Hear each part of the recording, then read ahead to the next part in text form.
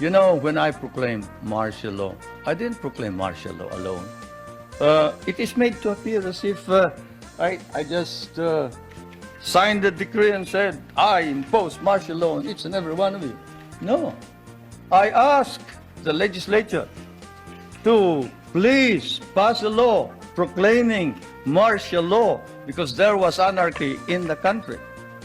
Now, let me say this. The opposition was strong, and they were members of the Security Council, and somehow they adopted a resolution which required that there be a unanimous vote for the armed forces to be able to move.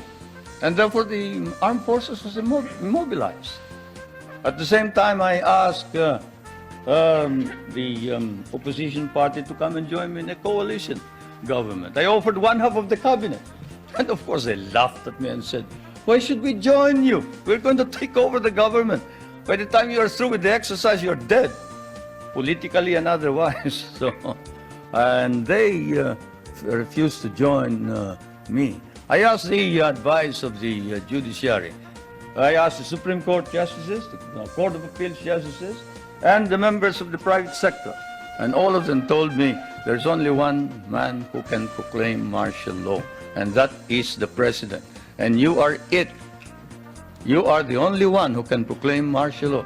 This is why I must carry this particular mark in our history. I could not have transferred it to the legislature. Why? Because the legislature did not have the power. What does the Constitution provide? The President shall be the Commander-in-Chief of the Armed Forces of the Philippines, and he may order the armed forces out to quell any disorder, riot, rebellion, invasion, insurrection, and in case of invasion, insurrection, rebellion, or imminent danger thereof, when the public safety requires it, he may suspend the privilege of the writ of habeas corpus or proclaim martial law throughout the Philippines or any part thereof. What does that provision provide? It provides that only the President can proclaim martial law. I repeat, that is why I had to assume responsibility. And I am not one for shirking duty. The people said there was necessity for proclaiming martial law. And the people said, you are the only official who can proclaim martial law. So I proclaim martial law. And I sincerely believe that it was necessary to proclaim martial law to install order and stability because there was complete anarchy throughout the country at the time. Now, therefore, at that particular period, what was the status of our government? Our government was immobilized, impotent. The armed forces could not move out. The industry was not at all in any way moving. There was no income coming into government. Everybody was running away. They burned the U.S. partly burned the U.S. embassy, tried to burn it anyway.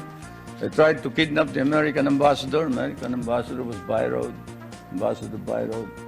And they tried to kidnap our foreign minister, Romulo, whom you just saw today. And I told him, you better disappear because I will not ransom you.